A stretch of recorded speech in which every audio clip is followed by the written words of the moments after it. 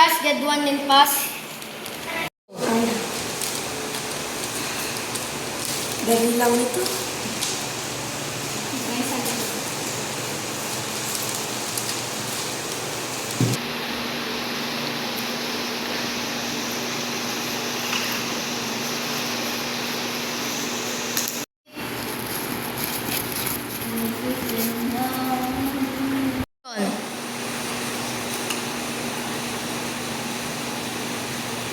Josh, sigurado ko ba yun?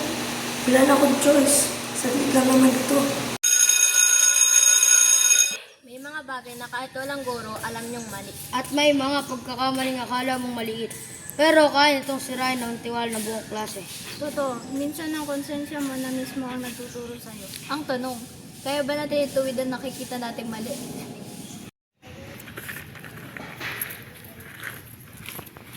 Josh, alam kong nakita mong alam ko.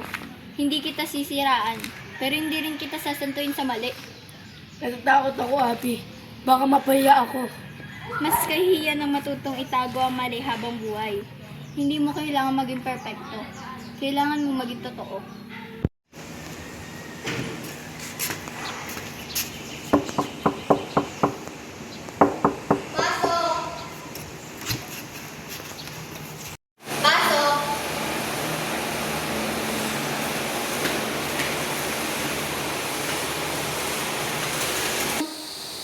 Ma'am, gusto ko kami yung ginawa kanina.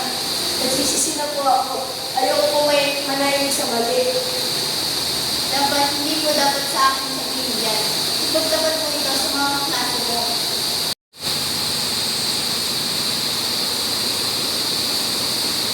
Nagkamali ako.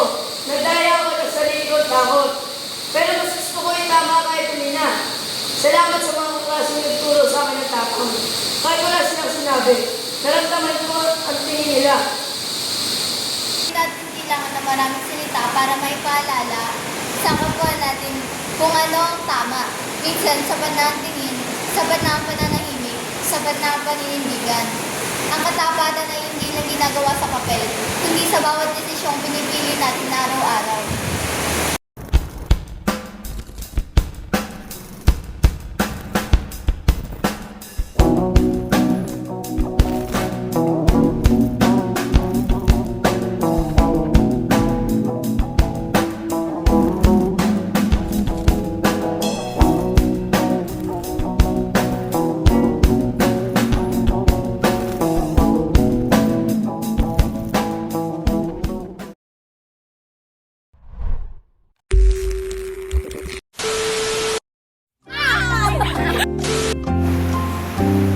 Nagkamali ako. Nagdaya. Minsan, hindi natin kailangan ng maraming salita para may paalala. Hindi natin kailangan ng maraming salita para may paalala sa kapwa natin kung ano ang tama. Minsan, sapat na ang tingin, sapat na ang pananahimik.